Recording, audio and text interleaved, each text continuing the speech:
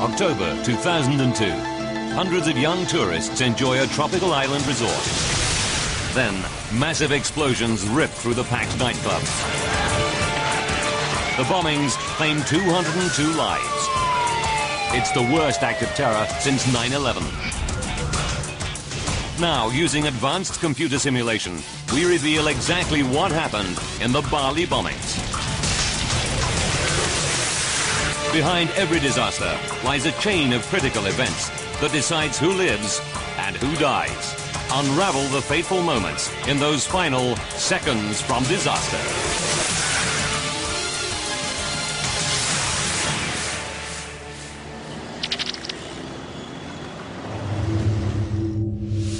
Southeast Asia, Indonesia, the island of Bali.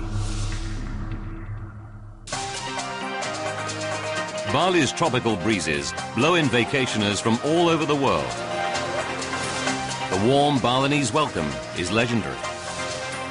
It's the #1 holiday destination for Australians, reached by a 3-hour hop across the Indian Ocean from their west coast. October 12th, 2002. Another perfect day dawns in this tropical paradise. October is one of Bali's busiest months, and most tourists head for its biggest resort, Kuta Beach. 3 generations of the Kemp family arrived from Perth, Australia. 31-year-old Tracy Ball saved all year for this break, and she's delighted to have her younger sister, Melinda, along. Tracy's daughter, 5-year-old Brianna, brims with excitement. It's her first overseas trip. And Grandma and Grandpa Kemp will be close by in the apartment next door. The family deserves this special vacation. 4 years ago, Tracy's husband, Peter, a police officer, was killed on duty. The tragedy left Tracy a little anxious about being away from home. It was always in the back of my mind that you just always have to be careful no matter what you do, wherever you go. And especially going to a different country, you don't know exactly, what's going to happen. Indonesia has the world's largest Muslim population, with 210 million followers. But on the island of Bali, Hindus outnumber Muslims by almost 20 to 1. The two faiths have lived in harmony for centuries.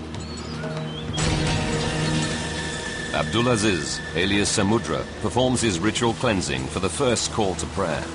He's a devout Muslim, but his motives are far from the non-violent teachings of the Islamic faith. He's a homegrown Indonesian terrorist, in Bali to command a group of fanatics intent on causing death and destruction. 12 o'clock, midday. Perth, Australia. 20 young men from a local football team head out to Bali. This is footage of their trip. 25-year-old Ben Clohesi and his teammates are looking forward to 2 weeks of sun, sea, and socializing. 100 different libidos, basically all pumped, ready to go. As Ben and his friends arrive at Bali's international airport, at a rented house 11 kilometers away, terrorist mastermind Samudra calls a strategy meeting. The 5 men present are part of an Islamic terrorist network extending across Southeast Asia. It's called Jemaah Islamiyah, or JI, and hundreds of its members have been trained by Al-Qaeda. In 2001, Al-Qaeda moved several of its training camps from Afghanistan to secret locations across Indonesia. Their Academy of Terror produced a new generation of Indonesian recruits. They've been linked to a series of bombings and attacks in the region, killing dozens of people.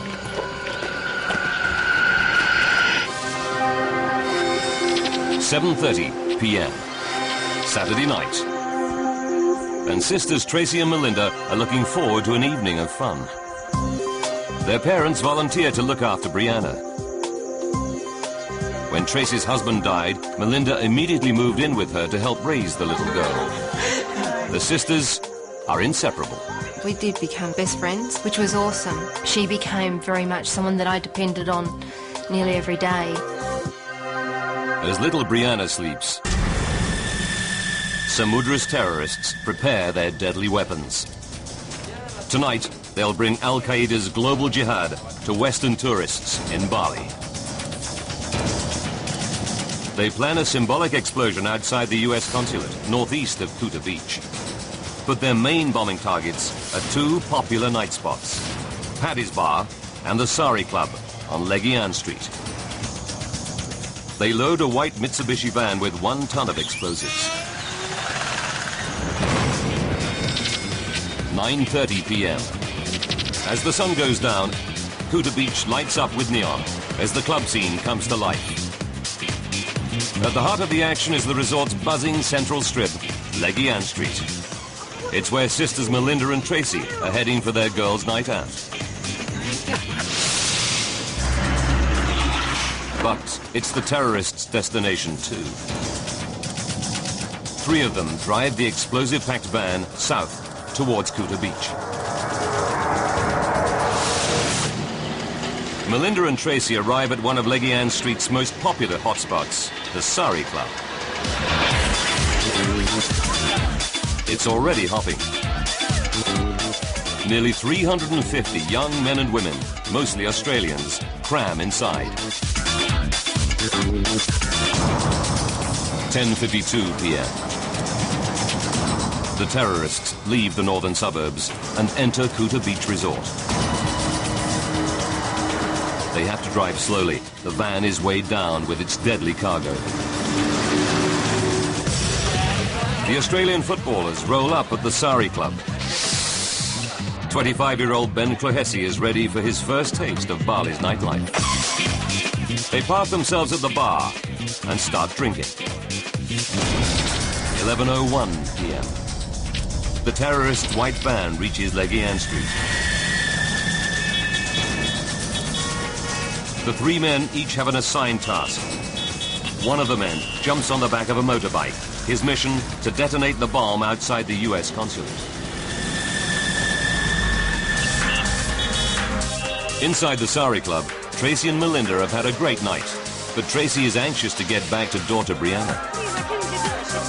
I kept saying, we really need to get going, because I had said we wouldn't be out too late. Now, the explosive-packed van stops right outside the Sari Club. A second terrorist jumps out and heads for his target, Paddy's Bar. He makes his way inside through the crowd of Western tourists.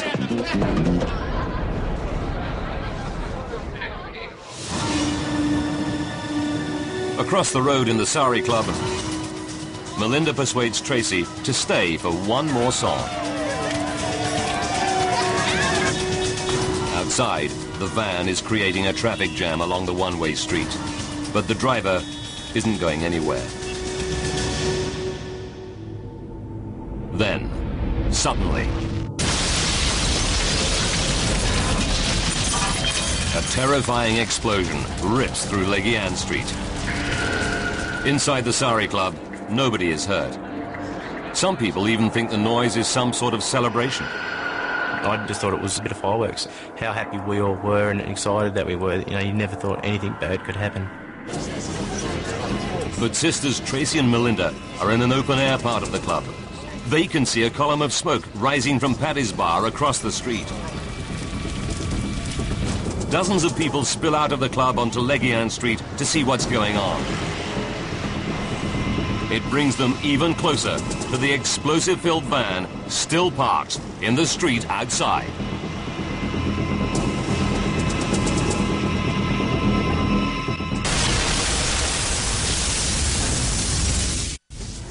People partying in the Sari Club in Bali's Kuta Beach Resort hear a huge bang outside.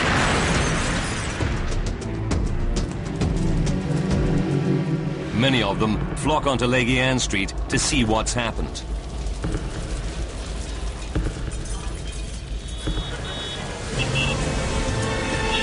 It brings them within meters of the terrorists' explosive-packed white Mitsubishi van. 15 seconds after the first blast. A second colossal explosion rips through Legian Street. It kills dozens outside and inside the Sari Club instantly. Within seconds, a raging inferno traps hundreds. Flames also engulf victims trapped in vehicles caught in the traffic jam.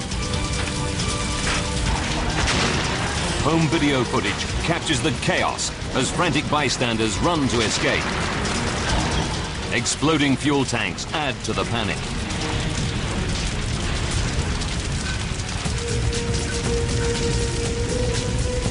Inside the club, the party atmosphere is transformed into a scene of carnage and devastation. Survivors desperately search for a way out of the flames and choking smoke.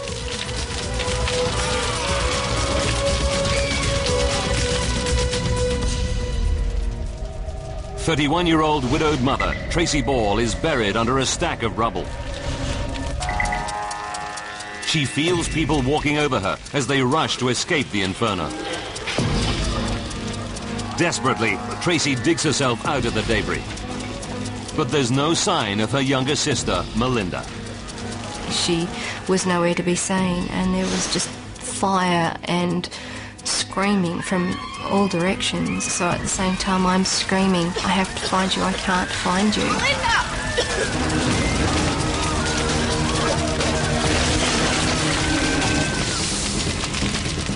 Footballer Ben Clohessy finds he can't move. Heavy timber beams and debris pin him to the ground. Flames race through the thatched roof above. He thinks it's about to collapse on top of him. Ben drags himself out from under the rubble and starts to search for his teammates amidst the carnage. The first thing that was going through my head is I've got to find the boys. I was looking around trying to find any sign of life. Ben can't find them. But instead of trying to escape the blaze, he starts to help other people.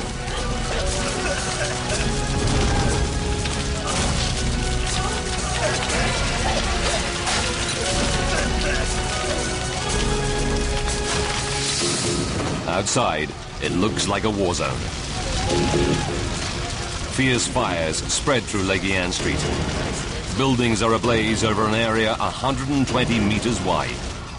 Burned and maimed survivors lurch out of the devastated buildings. Many local people rush to help survivors. One of the first on the scene is Kuta Beach Traffic Chief, Agus Bambang. Saya lihat puluhan korban. I saw dozens of victims exiting and running outside of the club, away from the engulfing flames.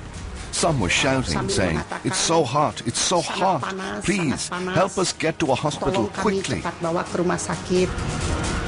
Bambang orchestrates rescue efforts to help the victims. Among those killed and injured in the blast, dozens of his fellow Balinese. There were not only foreign tourists, but also local people from Denpasar who came to Kuta for the weekend. Inside the Sari Club, footballer Ben Clohessy is also helping the injured. He leads two survivors to the only area of the blazing club that looks free of flames. But he finds that a 4.5-meter high wall blocks their path.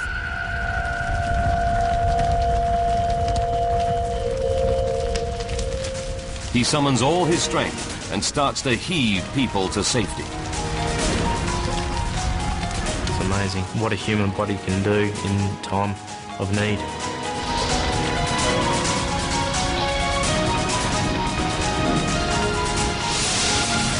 While survivors head for the only part of the club not in flames, 31-year-old widowed mother Tracy is still desperately searching for her missing sister Melinda.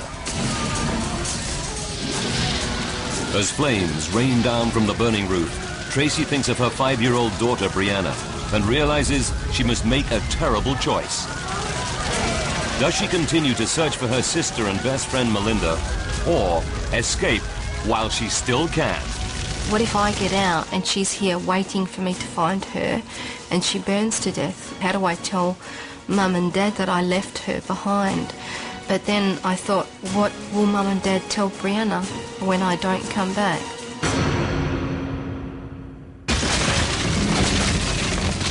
She makes her decision. Tracy heads for the club's south side. A wall has been shattered by the blast, but it's still 2 meters high.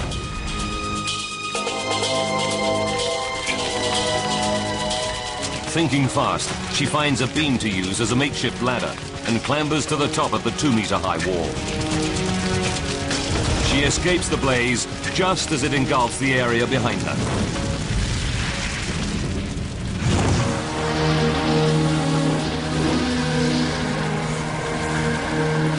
Tracy makes it as far as the curb outside the club.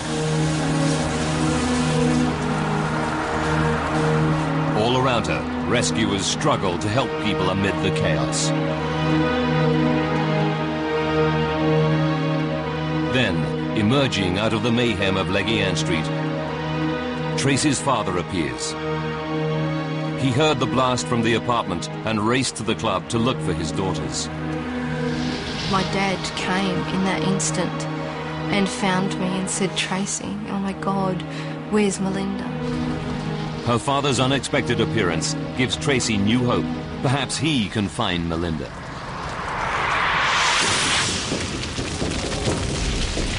But many people are still inside the burning Sari Club.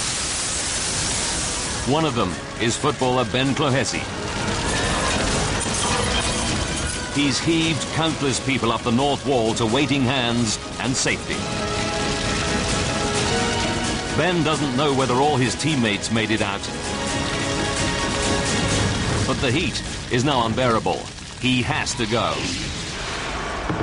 But there's no one left to help him. He must get over the 4.5-meter-high wall on his own. Because the fire was coming that quickly, you know that if you miss it, that you're gone. It's Ben's only hope. He summons all his strength and jumps. Somehow, Ben reaches the top and scrambles over.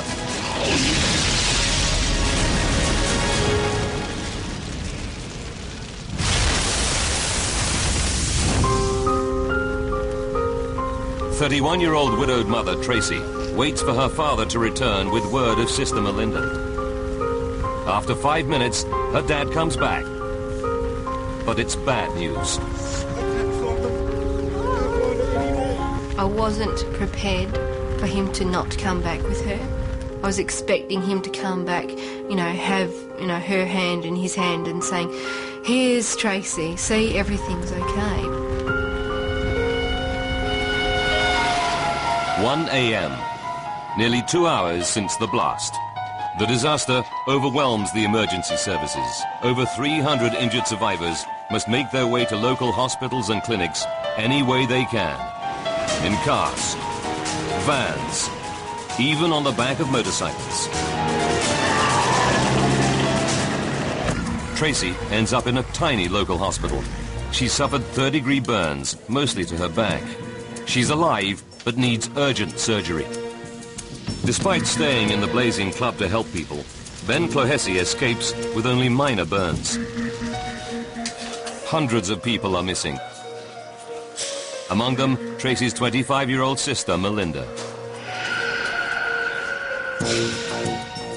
Her distraught father, Ron Kemp, scours every clinic and hospital in Kuta Beach.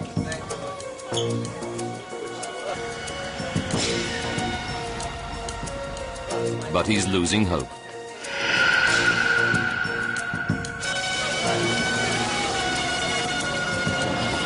By 3 a.m., ambulances arrive with the last of the survivors. But he still has no news of his daughter, Melinda.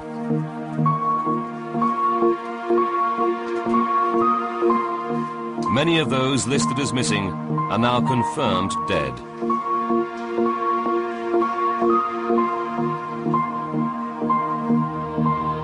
The search takes him to a small private hospital.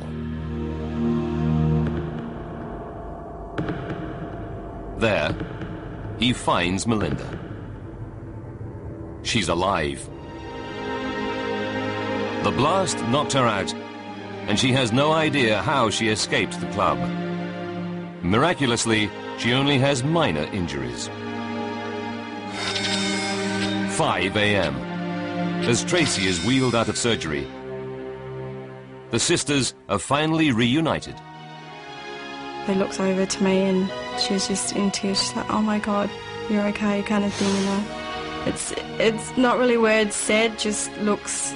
Even now, it makes me cry because I could then relax and realise that everything was going to be okay. The next day, Tracy's 5-year-old daughter, Brianna, insists on visiting her mother and aunt in hospital. She was so brave and crying, but at the same time saying, "Mummy, I love you, and even though you're burnt, I still think you're beautiful." And that was the first thing she said to me.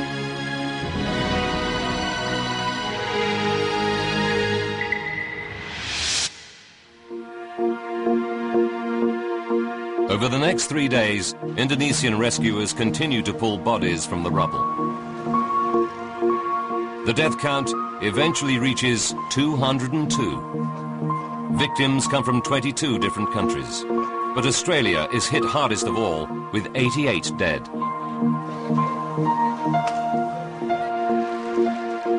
Three days later, Ben Clohessy and his surviving teammates return to Perth, Australia.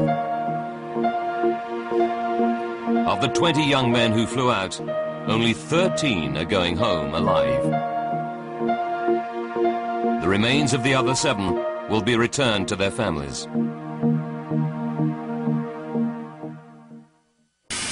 News of the disaster shocks the world. Mysterious, deadly bombings tonight in Indonesia. At least 50 people have been killed tonight, many of them tourists. The largest number of foreigners killed and injured in the Bali attacks were Australian. It's been just 13 months since 9/11. Many suspect that this is the work of Al-Qaeda. But why is the peaceful island of Bali a target? Investigators must sift through the debris to discover who are the killers that brought hell to this heaven on earth. Now, by rewinding the events of that fateful day and by going deep into the investigation, we can reveal what really happened that night in Bali. Advanced computer simulation will take us where no camera can go, into the heart of the disaster zone.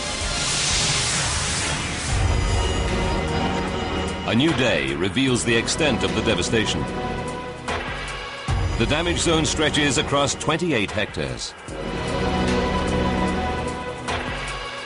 The Indonesian National Police appoints General E08 Pastika as its chief investigator.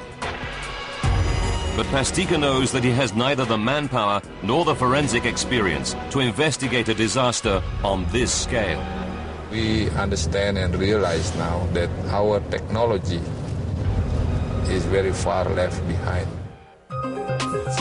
Pastika turns to the Australian Federal Police, or AFP, in Canberra for help. The force puts forward AFP veteran Graham Ashton as joint investigator. Within 24 hours, Ashton and his team of 140 experts head for Bali. Senior forensic chemist David Royds flies out with the team. Also on board the plane are several people desperate for news of their loved ones. You know, you're full of anticipation, you're nervous, you're excited, and you're with a team, and you really feel fired up. And suddenly you realise that at the front of the plane there's 2 or 3 other people, and they were actually relatives going over to search for their children. It was a really emotional experience. So, as the Indonesian and Australian teams swing into action, they have no clues as to who caused the explosions. But detectives based at Bali's police HQ soon get their first lead. A report from the US consulate, 11 kilometers northeast of Legian Street. The consul claims he heard firecrackers going off less than a minute after the Legian Street blast. But what the forensic team find in front of the building tells a more sinister story. A wrecked stretch of curb and the remains of a mobile phone. Both test positive for the high explosive TNT. The evidence suggests a small device remotely detonated by phone. Western consulates and embassies are a favored target of terrorists. Investigators believe that this has all the hallmarks of a deliberate terrorist attack. Its aim, not to kill, but to tell the world that the explosions in Bali's nightclubs are a new front in the terror war against the West. Eyewitness reports reveal that as well as the US consulate bomb, there were 2 explosions in Legian Street. A smaller one inside a night spot called Paddy's Bar, and one outside the Sari Club.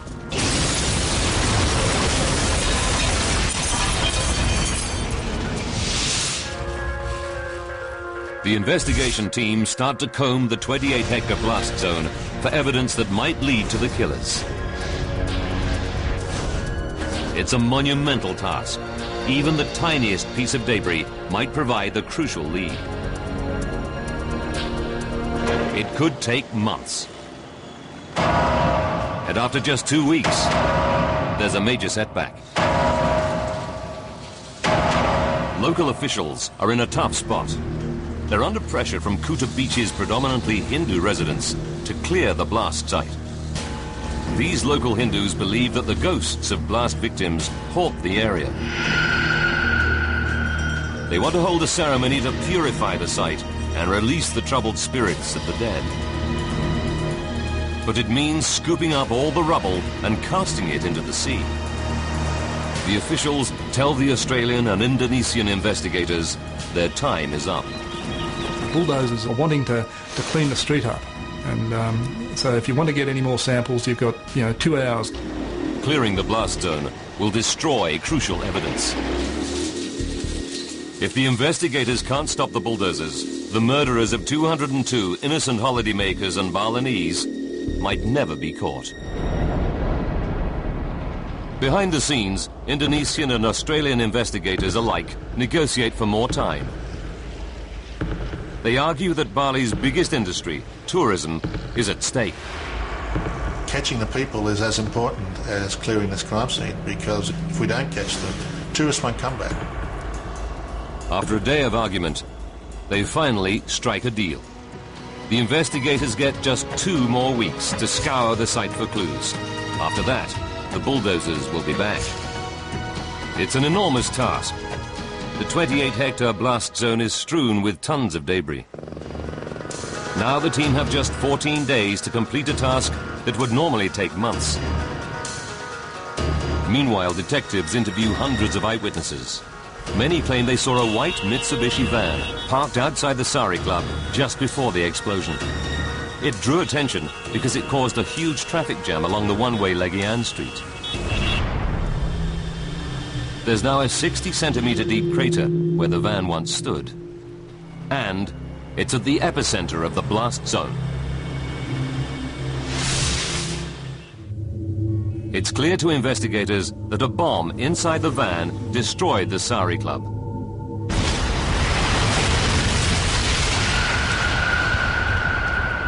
But who owned the van? To find out, investigators need to locate the remains of the van itself. It won't be easy. The van would have been blown to bits in the blast. And the explosions destroyed 19 vehicles and 32 motorbikes on Legian Street. Forensic experts must examine thousands of twisted remains, piece by piece.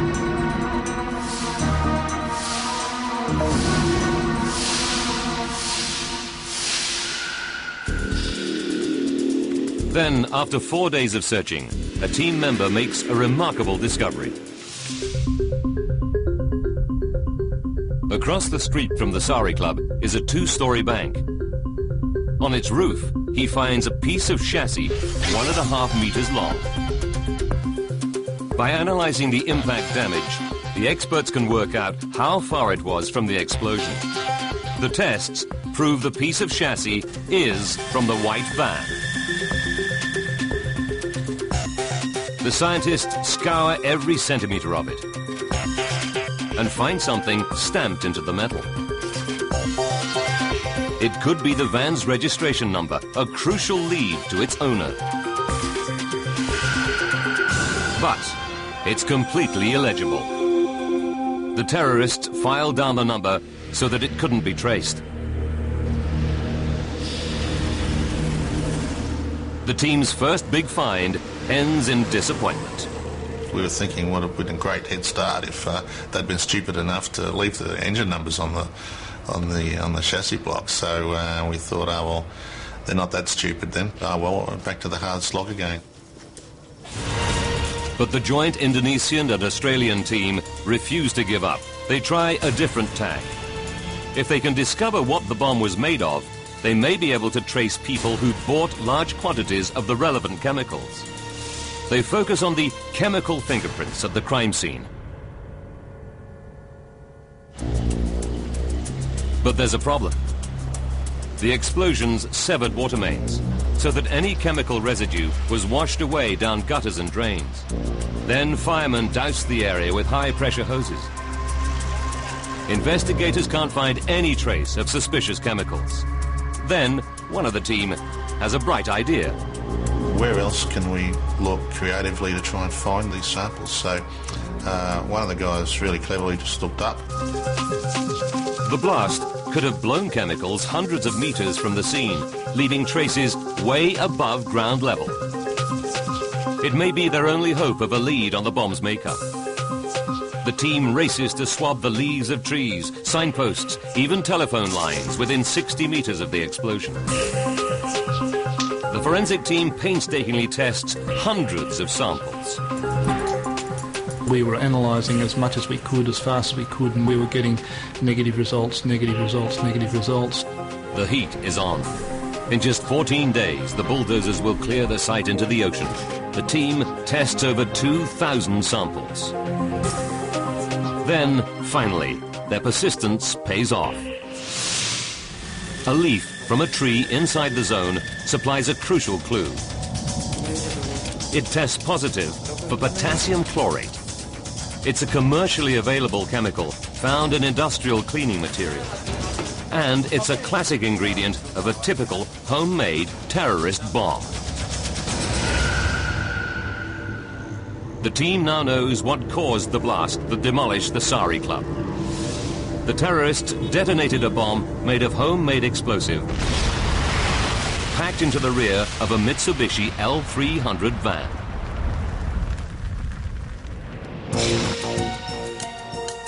It's a promising lead. Detectives on the team start to track the purchase and delivery paths of large quantities of potassium chlorate. The hunt is on. Time is running out. At the blast zone, the forensic team need more evidence before the bulldozers return. And they've only scratched the surface. They must still find out what happened inside Paddy's Bar, where 20 people died. Eyewitnesses report a separate, smaller explosion here, seconds before the Sari Club blast.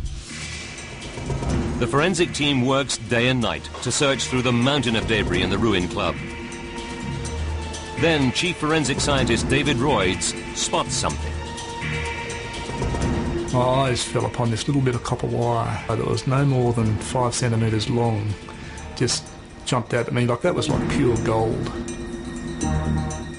Royds suspects that it could be part of a bomb planted by terrorists inside Paddy's Bar. He runs tests on it and finds traces of the high explosive TNT. He concludes that it is a piece of bomb detonating wire. To find the epicenter of the blast, Royds devises an ingenious experiment.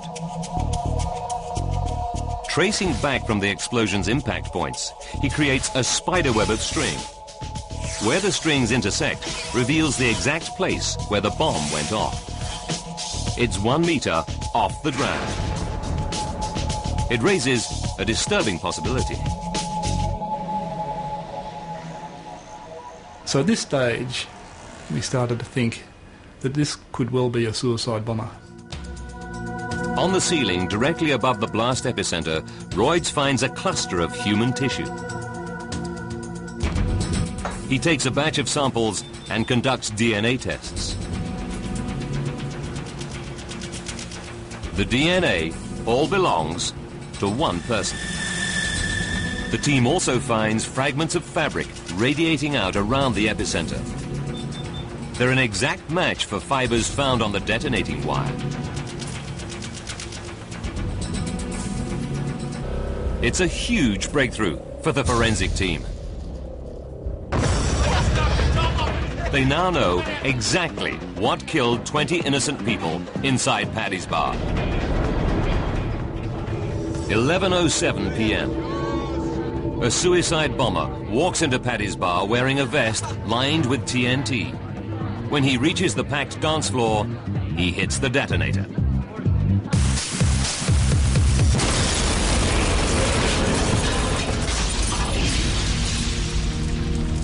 It's the first suicide bombing in Southeast Asia since the Vietnam War.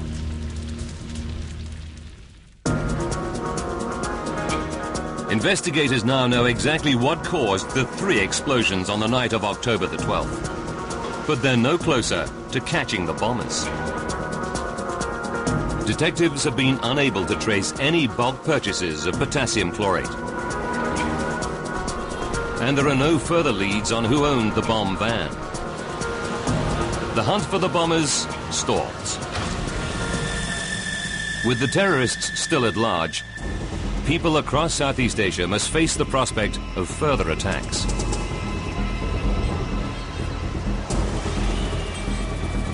But Chief Indonesian Investigator General E08 Pastika refuses to admit defeat. 6 days before the investigators' deadline, Pastika orders his team to re-examine the 1.5-meter section of chassis from the exploded van. The terrorists covered their tracks by filing down the vehicle's registration number. But he hopes that perhaps some other clue was missed. Then Pastika, a devout Hindu, goes to a temple to pray for a breakthrough.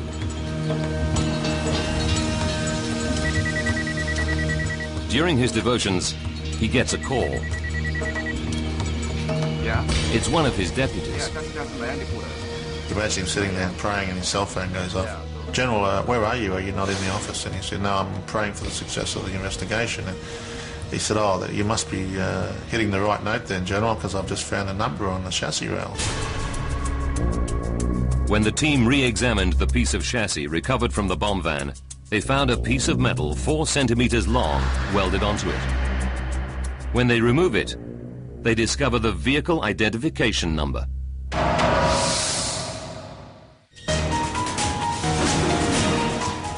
The terrorists picked the wrong country to buy their bomb vehicle. They filed off the 2 usual identifying numbers, but obviously didn't realize that commercial vehicles in Indonesia have a 3rd number stamped on the chassis. One of the van's previous owners welded a support strut to the chassis that covered it up. The terrorists didn't even know it was there. It's an astonishing breakthrough. Investigators search through vehicle records. They quickly track down all 7 previous owners of the van, including the last person to buy it. His name is Amrozi. He's already known to authorities as a member of Jemaah Islamiyah, a terrorist network linked to Al-Qaeda.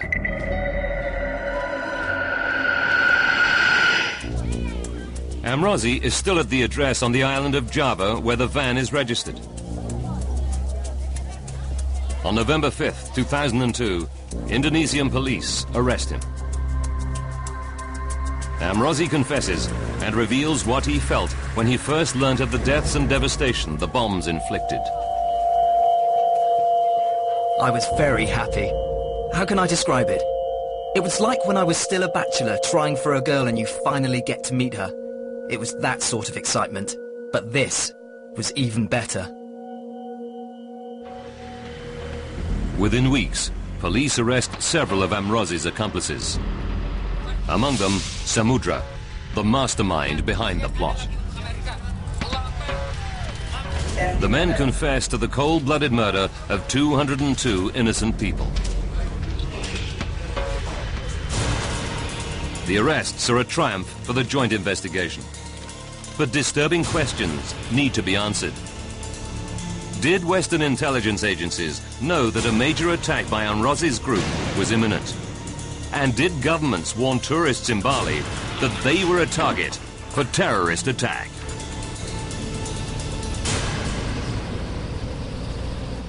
A joint Australian and Indonesian investigation leads to the arrest of several of the Bali bombers. 34 Jamal Islamiyah terrorists are tried and found guilty. 3 are sentenced to death. The rest receive prison sentences. Their confessions allowed the investigation team to put together the missing pieces of the puzzle. It reveals what really happened on the night of the Bali bombings. Why terror came to paradise and left holidaymakers and local people seconds from disaster. December 2001. A JI plot to bomb the US Embassy in Singapore is foiled by police. A month later, the group changes its strategy of targeting Western embassies. Now its followers will attack soft targets, bars and clubs frequented by Western tourists. 8 months on, in Bali, chief plotter Samudra scouts for targets on Legian Street. He chooses 2 of the most crowded tourist hangouts, the Sari Club and Paddy's Bar.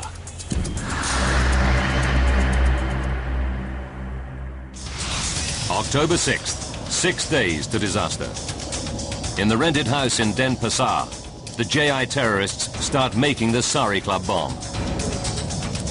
They pack the suicide bomber vest with 1 kilogram of TNT and make the device intended for the US consulate.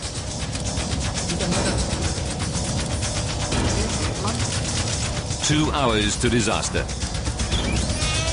The terrorists have loaded the Mitsubishi van. It now contains 1 ton of potassium chlorate mixture, packed into 12 filing cabinets connected by detonating cord.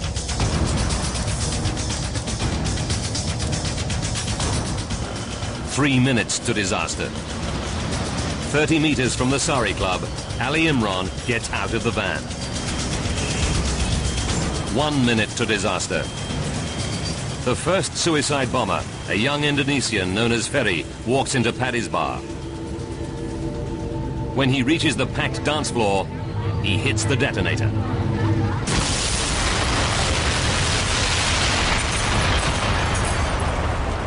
Just 15 seconds later, a second suicide bomber, 24-year-old Arneson, hits the switch on the van bomb.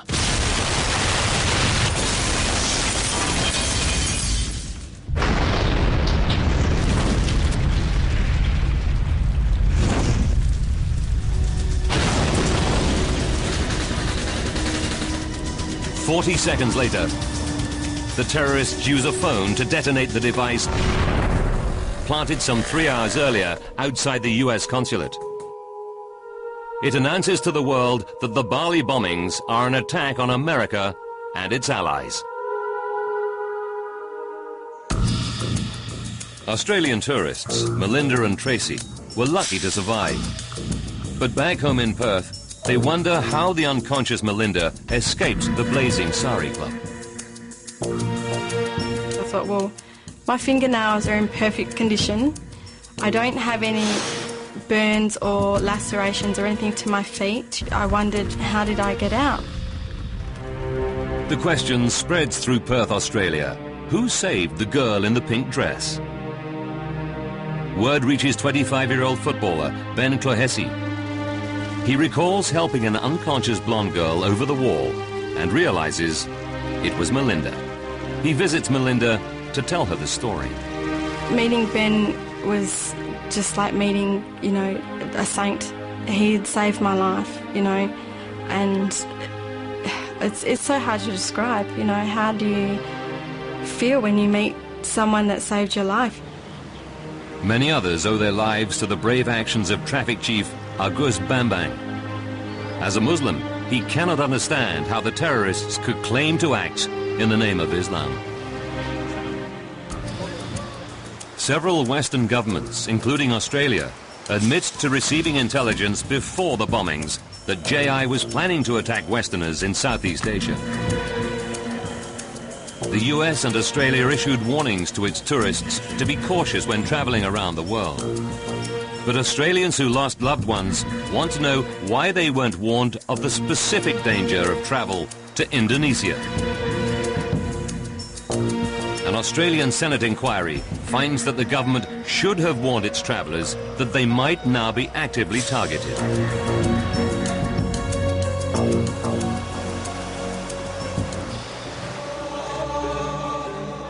"30 days after the bombings, investigators keep their promise to hand over the crime scene to the Hindu community. The ocean waves receive the spirits of the dead.